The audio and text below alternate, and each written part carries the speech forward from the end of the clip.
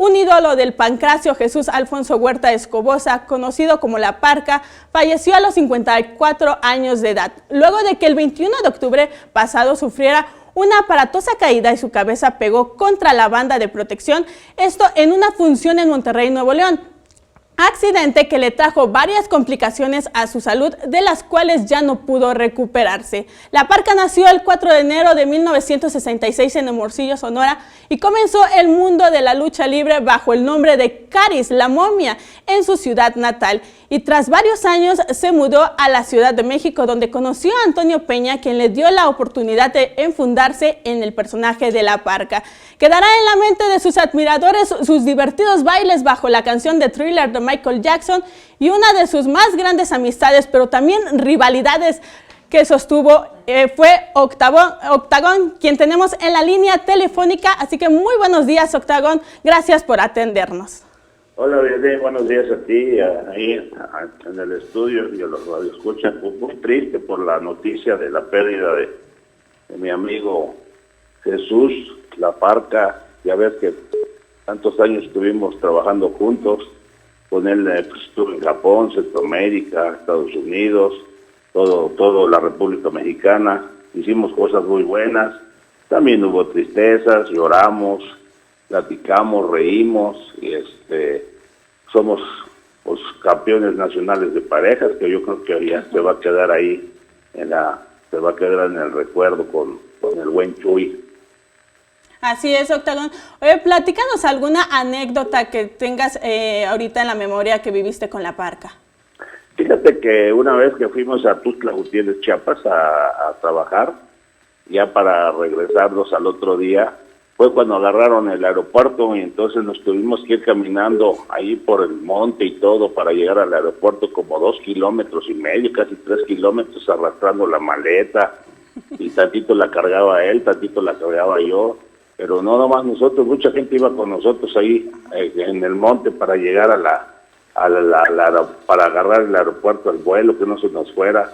Pero sí fue una cosa que veníamos riendo, platicando, nos tomamos fotos de cómo veníamos caminando y lo que tenemos que hacer para poder llegar a un evento y todo eso. Yo creo que son vivencias que hemos tenido, pues cuando ganamos el campeonato de parejas también, pues lo festejamos y pues alegrías, y a la misma vez de la alegría, pues llorando de la misma alegría que habíamos ganado ese campeonato de parejas.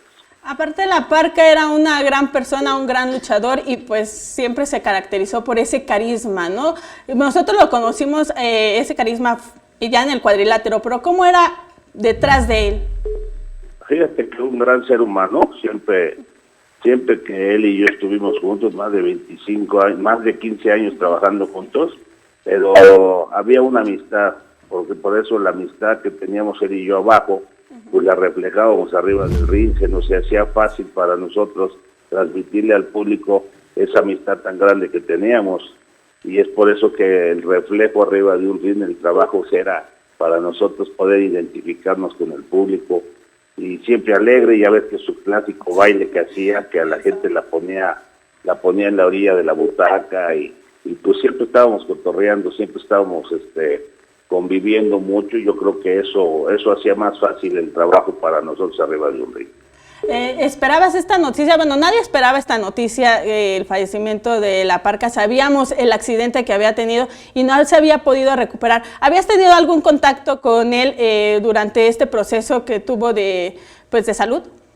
No, fíjate que después fue el 21 de octubre allá en Monterrey, sí, a donde sufrió este lamentable accidente.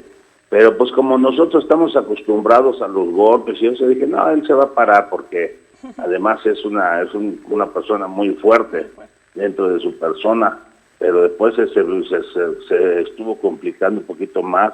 Ya ves que estuvo mucho tiempo en el hospital y tantas cosas que pasaron. Bueno, pues ahí desgraciadamente ya esa batalla, la batalla más difícil, pues ya no la logró mi querido amigo Chuy.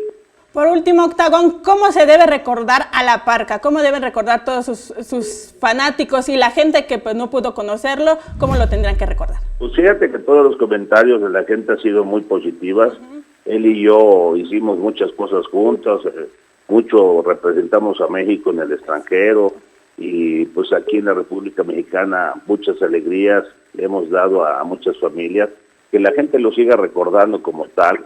Yo en mi persona, yo a Chuy lo voy a recordar como un gran amigo, tanto abajo como arriba del ring.